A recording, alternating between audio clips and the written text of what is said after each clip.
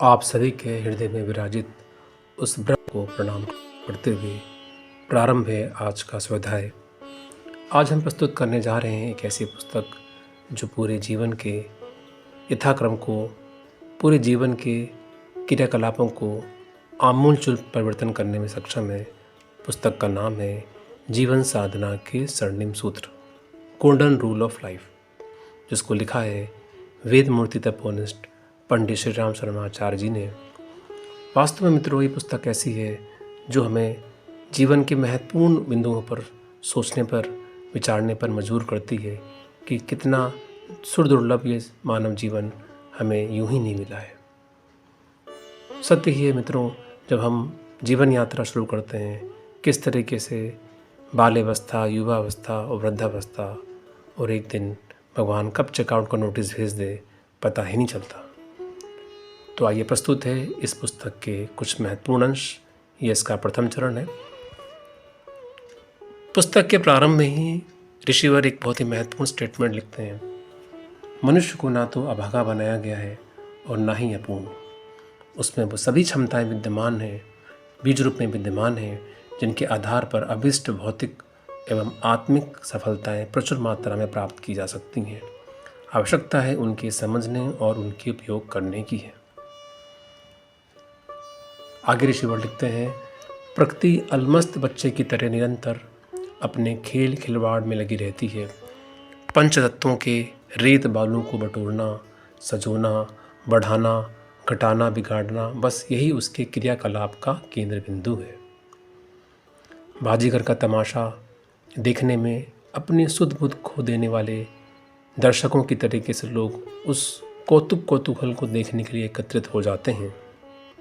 हाथ की सफाई का कमाल उन्हें ऐसा सुहाता है कि कहाँ जाना था, क्या करना था, जैसे तथ्यों को भूल बैठते हैं और बेतुकी कल्पनाओं में उड़ने तैरने लगते हैं।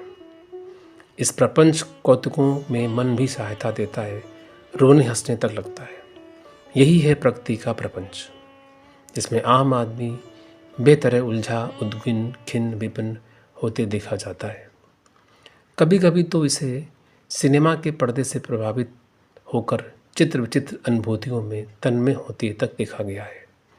यद्यपि पूरा कमाल कैमरों का, प्रोजेक्टर का, एक्टर डायरेक्टर का रचा हुआ जाल जंजाल भर होता है, पर दर्शक तो दर्शक जो ठहरे, उन्हें पर्दे में रेंगती छाया भी वास्तविक दिखती है और इतने भर से आंसू बहाते, मुस्कुराते, आक्रोश व्यक्त करते और आवेश में आते तक देखे गए हैं। ऐसे विचित्र हैं कौतूहल, जिसमें समझदार कहे जाने वाले मनुष्यों को भी अपनी तरह बेतरह जकड़ पकड़ के रखा है। इस दिवा स्वप्न की प्रवंचना का पता तब चलता है जब आँख खुलती है, नशे की खुमारी उतरती है और भगवान के दरबार में पहुंचकर सौंपे गए कार्य के संबंध में पूछताछ की बारी आती है। इससे पूर्व ये पता ही नहीं चलता कि कितना गहरा भटकाव सिर पर हावी रहा और वह करता रहा जिसे करने के लिए उन्मादग्रस्तों के अतिरिक्त और कोई कदाचित ही तैयार हो सकता है। यही वो भूल भुलैया का भटकाव है जिसे तत्वदर्शी प्राय मायाजाल कहते और उससे बच निकलने की चेतावनी देते रहते हैं। पर उस दुर्भाग्य को क्या कहा जाए जो मूर्खता छोड़ने और बुद्धिमत्ता अपनाने की समझ को उगने उठने ही नहीं देता। सुदुर्लभ मनुष्य जीवन की दुख भरी बर्बादी का ये पृष्ठभूमि है।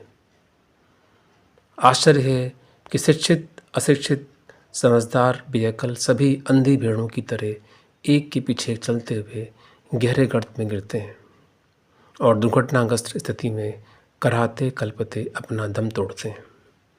अब आइए जरा समझदारी अपनाएं और समझदारों की तरह सोचना आरंभ करें कि मनुष्य जीवन सृष्टा की बहुमूल्य धरोहर है, जो स्वयं को सुसंस्कृत और दूसरों को समुन्नत करने के दो प्रयोजन के लिए सौंपा गया है।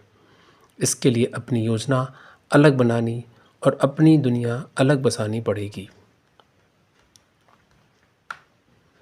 मकड़ी अपने लिए अपना जाल स्वयं बुनती है, उसे कभी कभी बंधन समझती है तो रोती कल्पती भी है, किंतु जब भी वस्तु स्थिति की अनुभूति होती है तो समूचा मकड़ जाल समेट कर उसे गोली बना लेती है और पेट में निगल लेती है। अनुभव करती है कि सारे बंधन कट गए और जिस स्थिति में अनेकों व्यथा वेदनाएं सहनी पड़ी, उनकी सर्वदा के लिए समाप्ति हो गई है। ठीक इसी से मिलता जुलता दूसरा तथ्य यह है कि हर मनुष्य अपने लिए अपने स्तर की दुनिया अपने हाथों आप रचता है। उसी घोंसले में वह अपनी ज़िंदगी बिताता है। उसमें किसी दूसरे का कोई हस्तक्षेप नहीं। दुनिया की अड़चनें और सुविधाएं तो धूप छांव की तरह आती जाती रहती हैं। उनकी अपेक्षा करते हुए किसी को कोई भी राहगीर अपने अभिष्ट पथ पर निरंतर चलता रह सकता है। किसी के भी बस में इतनी हिम्मत नहीं जो बढ़ने वालों के पैर में बेड़ी डाल सके। भले या बुरे स्तर के आश्चर्यजनक काम कर गुजरने वालों में से प्रत्येक की कथा गाथा इसी प्रकार की है, जिसमें प्रतिकूल परिस्थितियों का झीना पर्दा जिसने उठाया वही कर गुजरने को सक्षम हुआ जो उसको अभिष्ट था। मनुष्य बना ही उस धातु का है जिसकी संकल्प भरी साहसिकता के आगे कोई भी अवरोध टिक न सका और न कभी टिक सकेगा। इस युक्ति में परिपूर्ण सार्थकता यह है कि मनुष्य अपने भाग का निर्माता आप है। वही अपने हाथों गिरने के लिए खाई खोदता है और चाहे तो उठने के लिए समतल सीढ़ियाँ वाली मीनार भी चुन सकता है। अपने को दीनहीन, दयनीय, दरिद्र, अनगढ़, अभागा, बाधित समझने वालों को वस्तुतः यही अनुभव होता है कि वे दुरूह परिस्थितियों में जकड़े हुए हैं, किंतु जिनकी मान्यता यह है कि उनमें उठने और महानता की मंजिल तक पहुंचने की क्षमता शक्ति है, वे प्रतिकूलताओं को अनुकूलता में बदल सकने में भी समर्थ होते हैं। उठने में सहायता करने का श्रेय किसी को भी दिया जा सकता है और गिराने का दोषारोपण भी किसी पर भी किया जा सकता है। पर वस्तुस्थिति ऐसी है कि यदि अपने ही व्यक्तित्व और कर्तव्य को ऊंचा उठाने और गिराने के लिए उत्तरदायी ठहराया जाए तो ये मान्यता सबसे अधिक सही होगी। गई गुजरी स्थितियों में रहने वालों की स्थिति पर आंसू बहाए जा सकें तो अनुचित नहीं। उनकी सहायता करना भी मानवोचित कर्तव्य है, पर यह भुला नहीं देना चाहिए कि जब तक तथाकथित असहाय कहने वालों का मनोबल न उठाया जाएगा, उनमें पुरुषार्थ पूर्वक आगे बढ़ने का संकल्प न उभारा जाएगा, तब तक ऊपर थोपी गई सहायता उन पर चिरस्थायी परिणाम उत्पन्न न कर सकेगी। उत्कंठा का चुंबकत्व अपने आप में इतना शक्तिशाली है कि उसके सहारे निश्चित रूप से प्रगति का पथ प्रशस्त किया जा सकता है। इस उक्ति को भी ध्यान में रखे ही रहना चाहिए कि ईश्वर मात्र उन्हीं की सहायता करता है जो अपनी सहायता आप करते हैं। दीन दुर्बलों को तो प्रकृति भी अपनी मौत अपने आप मरने के लिए उपेक्षापूर्वक छोड़ती और मुंह मोड़कर अपनी राह चलती पड़ती दिखी गई है। शास्त्रकारों ने इस तथ्य का पग पग पर प्रतिपादन किया है। वेदांत विज्ञान के 4 महत्वपूर्ण सूत्र हैं: तत्त्वमसि, अयमात्मा ब्रह्म, प्रज्ञान ब्रह्म, सोहम। इन चारों का एक ही अर्थ है कि परिष्कृत जीवात्मा ही परिब्रह्म है। हीरा कुछ और नहीं, कोयले का ही परिष्कृत स्वरूप है। भाप से उड़ाया हुआ पानी ही वह समृद्ध जल डिस्टिल वाटर है जिसकी शुद्धता पर विश्वास करते हुए उसे इंजेक्शन जैसे जोखिम भरे कार्यों में प्रयुक्त किया जाता है। मनुष्य और कुछ नहीं, मात्र भटका हुआ देवता है। यदि वह अपने ऊपर चढ़े मल आवरण और विक्षेप को कषाय कलमसों को उतार फेंके तो उसका मनोमुग्धकारी अतुलित सौंदर्य देखते ही बनता है।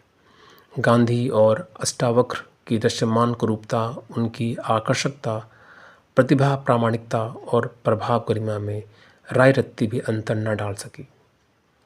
जब मनुष्य के अंतःकरण का सौंदर्य खुलता है तो बाहरी सौंदर्य की कोई कमी का महत्व नहीं रह जाता। गीताकार ने इस तथ्य को अनेकों स्थान पर पुष्टि की है। वे कहते हैं, मनुष्य स्वयं ही अपना शत्रु है और स्वयं ही अपना मित्र है। मन ही बंधन और मोक्ष का एकमात्र कारण है। अपने आप को ऊंचा उठाओ, उसे गिराओ मत। इन अभिवचनों में अलंकार जैसा कुछ नहीं, प्रतिपादन में आदि से अंत तक सत्य ही सत्य भरा हुआ है। एक आप्त पुरुष का कथन है कि मनुष्य की एक मुट्ठी में स्वर्ग और दूसरी मुट्ठी में नरक है। वे अपने लिए इन दोनों में से किसी एक को भी खोल सकने में पूर्णतया स्वतंत्र है। समझा जाता है कि विधाता ही मात्र निर्माता है। ईश्वर की इच्छा के बिना पत्ता नहीं हिलता। दोनों प्रतिपादनों से भ्रमग्रस्त ना होना हो तो उसके साथ इतना और जोड़ना होगा कि उस विधाता या ईश्वर से मिलने निवेदन करने का सबसे निकटवर्ती स्थान अपना अंतःकरण ही है। यूँ ईश्वर सर्वव्यापी और उसे कहीं भी अवस्थित माना देखा जा सकता है, पर दूरवर्ती भागदौड़ करने से बचना हो तो अपना अंतःकरण ही टटोलना चाहिए।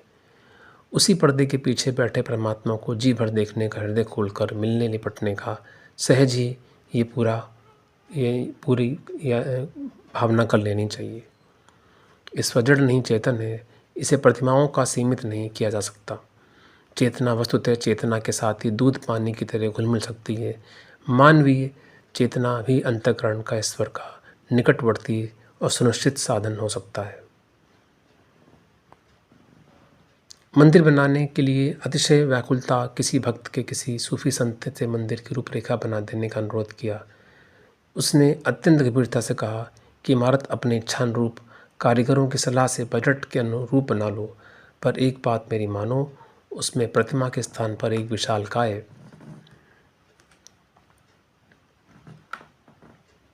दर्पण ही प्रतिष्ठित करना चाहिए, ताकि उसमें अपनी छवि देखकर दर्शकों को इस वास्तविक का बोध हो सके, या तो ईश्वर का निवास उसके लिए विशेष रूप से बने इस काय कलेवर के भीतर ही विद्यमान है, अथवा फिर ये समझें कि आत्मसत्ता को यदि परिष्कृत किया जाए तो वही परमात्मा सत्ता का विकसित रूप हो सकता है।